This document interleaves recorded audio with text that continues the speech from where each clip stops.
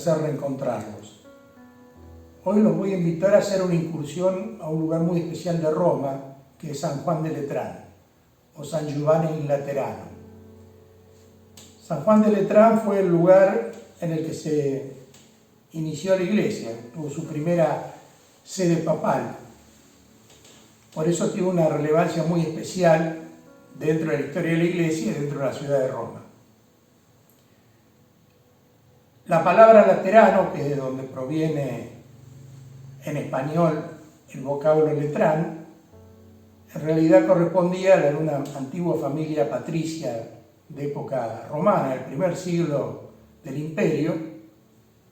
cuyas tierras fueron confiscadas por el emperador Nerón y pasaron a integrar parte del dominio imperial. Y así quedaron durante mucho tiempo, hasta que Constantino el Grande, luego de vencer a su oponente Mayencio en la batalla de Puente Milvio dentro de la misma Roma, se convierte al cristianismo y a través del edicto de Milán del 313, o sea, pleno siglo IV, transfiere esos terrenos a la iglesia. Y allí la iglesia va a empezar a levantar su sede, convirtiéndose durante 1000 años en la sede central de la iglesia antes de que se traslade al Vaticano.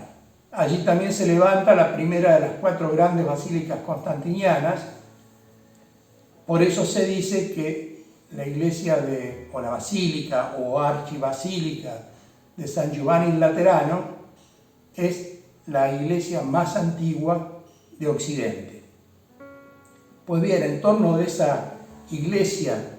levantada en los terrenos de los antiguos Laterani, se va a levantar un complejo de edificios, un baptisterio octogonal y también un palacio papal. Dentro de ese palacio papal se va a construir la capilla de los papas, la capilla privada, la capilla doméstica de los papas, que es a donde yo los invito ahora a hacer una inmersión especial, porque acumula 1200 años de historia y es como una especie de burbuja histórica conservada en un palacio que fue demolido en su mayor parte. O sea que hoy queda solo un vestigio de ese palacio y dentro de ese vestigio, como una burbuja del tiempo, la capilla papal originaria, que hoy se llama Capilla de San Lorenzo o de San Lorenzo y Palacio, por el palacio papal desaparecido, y que con el correr de los años, al comienzo de los tiempos del papado, se va a terminar denominando Sancta Sanctorum, el lugar más santo de la tierra, porque allí, debajo del único altar que existe, se guardaban todas las reliquias que la iglesia había acumulado, sobre todo por obra de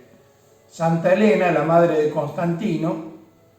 que desde Asia Menor había cosechado una enorme cantidad de reliquias que fueron atesoradas en esa cripta ubicada debajo del altar. Allí fueron a parar las cabezas de San Pedro, de San Pablo, de Santa Eufemia, de Santa Inés, entre una enorme cantidad de relicarios con huesos de mártires y santos de los primeros tiempos, además de pergaminos y una cantidad de bienes de valor que posteriormente pasaron a San Pedro del Vaticano y también a otras iglesias de Roma. Por lo tanto, ese lugar se ha ido vaciando de valor simbólico, pero lo que queda es el registro histórico. Y el registro histórico es extremadamente interesante, porque tiene una primera parte antigua, que es un pequeño rectángulo, la parte del presbiterio, donde se encuentra el altar, cuyo principal tesoro es un ícono, algunos dicen que es de origen bizantino, de Cristo, que es quizá uno de los más antiguos que registre la iglesia.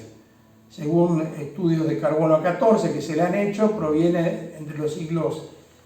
V y VI de nuestra era, y es una figura muy singular, tan singular que los papas lo tenían presidiendo el altar de su capilla privada, y que además solían sacar digamos, en procesiones por las calles de Roma o por la zona de San Giovanni il Laterano,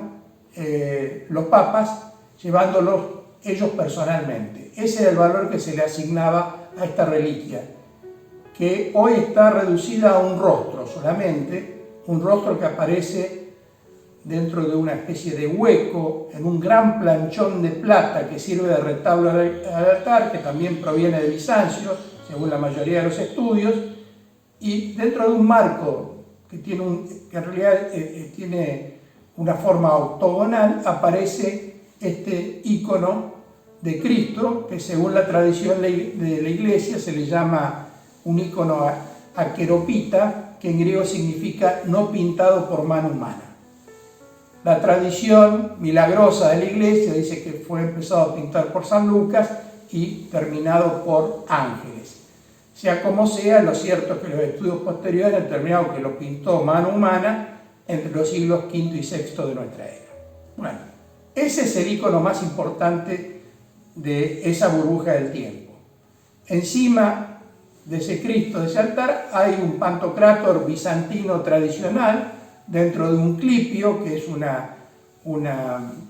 guarda circular que evoca los antiguos escudos de los soldados romanos y que en este caso es una acentuación de la importancia de la figura que está dentro de ese clipio, que es nada menos que la figura del todopoderoso Cristo creador. Por fuera de ese pequeño espacio rectangular con una forma de bóveda en cañón que proviene del siglo VIII, de la primera capilla, bien medieval, bien románica y diría que hasta bien carolingia, se encuentra el espacio anterior, que no es muy grande, 7 metros por 7 metros, que tiene una triple altura y donde aparecen cosas muy interesantes. Empezando por el pavimento, que está hecho por la familia de los Cosmati, en este caso por Cosimo Cosmati, que fue parte de la tercera generación de una familia que cambió la arquitectura de Roma con sus pavimentos, con sus plutios, con sus columnas, ya fueran salomónicas o trenzadas, utilizando teselas de mármoles, de granitos, de pórfidos, de vidrios fundidos con polvo de oro y pedazos de cerámica utilizados normalmente en formas de cuadrados, de cubos o de rectángulos con determinado espesor y que eran intercalados en planchas de mármol liso, creando formas geométricas extraordinarias en los pisos donde eran aplicados. Fueran rombos, triángulos, cuadrados, rectángulos, combinados, incluso formas semiabiertas, como dando la sensación de infinito, parecidos al 8 que se utiliza con el 8 abierto que simboliza el infinito. Bueno, y se encuentra en distintas iglesias de Roma, y particularmente en esta capilla. Por arriba de ese pavimento hay un zócalo muy alto con mármoles reciclados de antiguos edificios del imperio. Encima de esos zócalos hay una guarda de santos pintados al fresco en general por un pintor llamado Cesare Nevia, fines del siglo XVI, principios del XVII, que es una secuencia de santos de la iglesia. Y lo más interesante viene por encima de eso, en los lunetos de este cubo que se vuelve gótico hacia la bóveda, porque allí aparecen una serie de pinturas, de frescos. La principal de ellas es la del Papa Nicolás III, de la familia Orsini romana, ofreciendo la capilla de San Lorenzo a Cristo, rodeado por los santos Pedro y Pablo, cuyas cabezas teóricamente estaban guardadas o atesoradas en la cripta de esa capilla. Bien, lo interesante de esta guarda es que pertenece a la época en que aparecen en Roma pintores y mosaístas importantes como Pietro Cavallini y Jacopo Torriti, que plantean a través de ese desarrollo una discusión acerca de la precedencia de Roma sobre la Toscana y particularmente Florencia respecto de el afloramiento originario del Renacimiento, porque serían pinturas prerenacentistas en las que los íconos hieráticos bizantinos desprovistos de todo sentimiento, empiezan a cargarse a través de las miradas de sentimientos, de intención, y eso también va a aparecer después en la Basílica Superior de San Francisco de Asís, en la ciudad de Asís, donde van a trabajar Cimabue y Giotto. Y hablando de Giotto, es interesante decir que en la iglesia de San Juan de Letrán, que queda enfrente de esta capilla, como decía, la más antigua de Occidente, remozada a través del tiempo, se conserva un pedazo de fresco que muestra a Bonifacio VIII predicando o bendiciendo a la feligresía nucleada en torno a San Giovanni el Laterano en el año 1300, cuando él decreta el primer jubileo de la iglesia. Como ustedes saben, los jubileos son los años santos, años de peregrinación, años de purificación, y que en realidad van a, además de acercar a la feligresía a las reliquias únicas que conserva en Roma, que son las que restituyen la grandeza de Roma después de prácticamente haber desaparecido. Bien, esas peregrinaciones también se convierten en fuente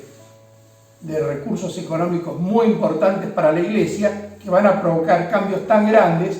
que van a hacer que esa capilla de San Lorenzo, que la bóveda termina con el tetramorfo de los 4 evangelistas en su versión zoológica,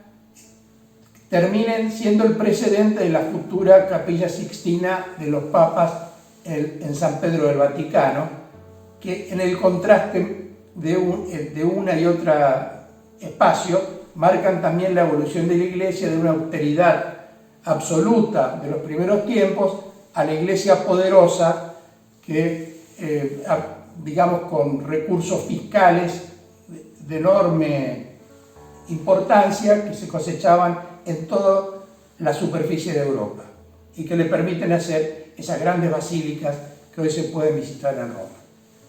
Bien, hasta aquí hicimos esta inmersión en esta burbuja de San Lorenzo in Palacio, que recomiendo a quienes viajen a Roma que lo vayan a ver porque vale la pena. Y es una burbuja blindada de 1200 años de historia, dentro del conjunto de San Giovanni in Laterano, donde la iglesia tuvo su sede central durante 1000 años antes de trasladarse a San Pedro del Vaticano, que hoy es la sede papal por excelencia.